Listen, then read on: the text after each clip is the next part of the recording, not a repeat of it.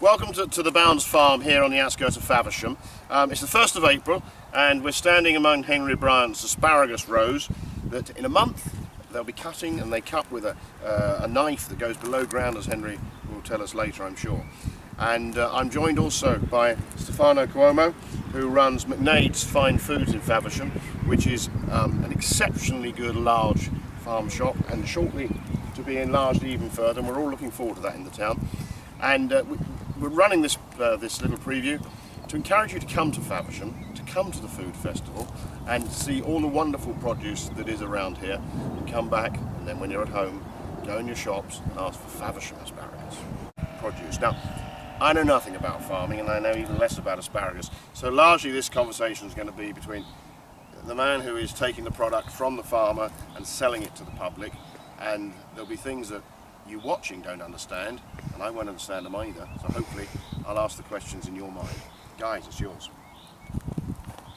Hello Henry, yeah, thanks for coming. One of the things we've talked about when we sort of sat around discussing the wonderful foods of Faversham, whether it's just down to chance, that you get a field, you seed it, and that's it.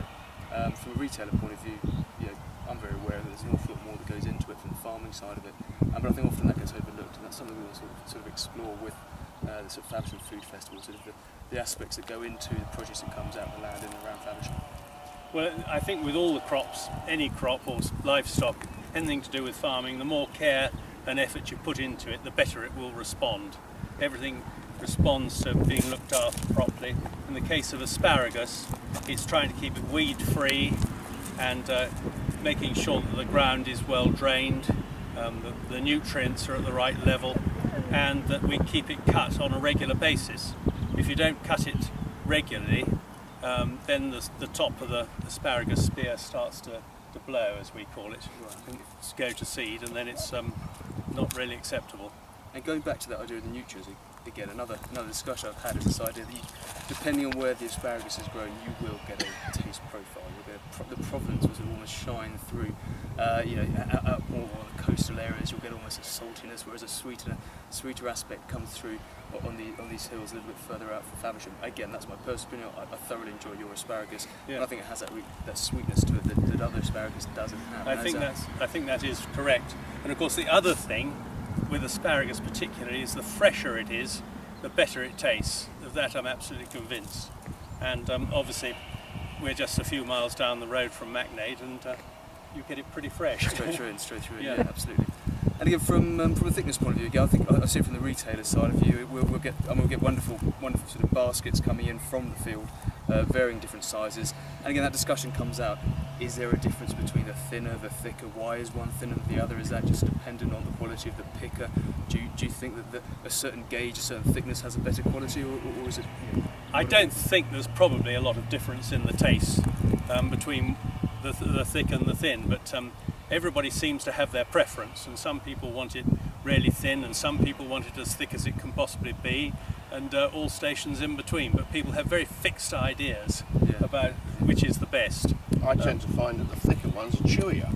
Yeah, Is that why people... Well, I mean, again, it's on that chewiness aspect of it, is this idea again, the length, what length you cut it, because we'll think people come and snap the ends off, yeah? Yes. Now again, is there a specific length you use? I mean, you literally a measurement of 10, 12 centimetres? We measure them when they're about, cut them at about that height. Right, okay. And that's which is actually the length of the knife we use to cut them. Right, okay. Which is quite convenient. But when it's really very hot, if the temperature gets above 21 degrees, you can come through and cut everything off at that height. Yeah. And then by the time you get to tomorrow, there's a whole lot up at that height. Okay. I mean, you know how quickly hops grow when it's hot, and asparagus is just exactly the same. So you're cutting it, does it carry on growing, so you get a second crop? Oh, it keeps on coming through. Right. I mean, the one that you cut off won't grow again, but there'll be, beneath each of these plants, there's probably about 40 or 50 spears in various, some of them are just about to come through and some are tiny little nodules on the root. Well, I don't know whether Katie can actually get at it, but there is one two just bursting through there. Yep, I'm. And it's one of the things that I sort of, having come out here, and it's beautiful summer's there, spring's first real warm spring day we've got, and it's actually getting a sense of how hard the ground is. Yeah. You always think of sort of this lovely, delicate stalk that, a little bit of butter on, but actually the strength that it's having to push through this hard soil is incredible. Well, actually, some years we actually cultivate the ground, but because it's been so wet this year, we haven't been able to cultivate it before the spears are too high up and we do too much damage now. But I've had to leave it like this in years gone by, and it still seems to come through just as well. But one of the things that, culturally, all this trash that you see on the ground is best if it's covered up, because it's carrying disease from one year's crop into the next otherwise. Right, okay. And on that, I mean, are there different varieties of asparagus? Yes, do you make there a choice? are. And Yes. how do you choose what Well, I've got an asparagus guru who comes and sees me once a year, and he tells me that. Well, But you've grown up here. You're not the guru. not on asparagus. No, not at all. And there's a world expert who lives up in Bury St Edmunds who comes down once a year. But will it be based on soil? Will it be based on productivity? How much you want to get? A flavour Yeah, profile? he will do it on productivity and flavour. Right. Okay. And actually, there's one variety that stands out, and this is all a variety called Gainlim, Again. which was bred in Holland. Okay.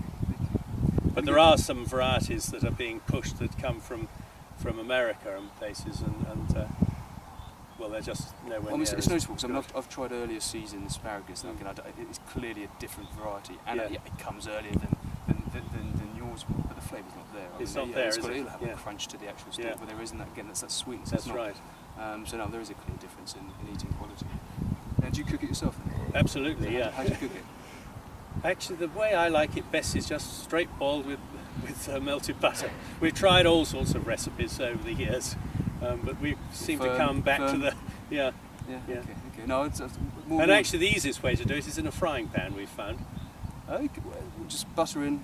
We'll just put the water in the frying pan. Right. Poach it like a poached egg. Really. Yeah. And how many minutes then? It's really pushing down to 5. about Actually. 5 minutes. Yeah. And you go for the Sort medium, of medium stem, medium I gaze? go for the medium. Yeah. Okay. Good. So if I'm rolling it in oil and rock salt and putting it in the And oven. parmesan. No, parmesan leave the on parmesan, top, but then putting it in the oven. You think I'm mistreating it? If that's how you like it, that's how you have it. Our girlfriend once taught me to cook it, so that is, Yeah, there again, you see, everybody has a different thought on it. But whatever you like is the right way. The great thing is that you enjoy it and come back and buy some more. That's the great thing.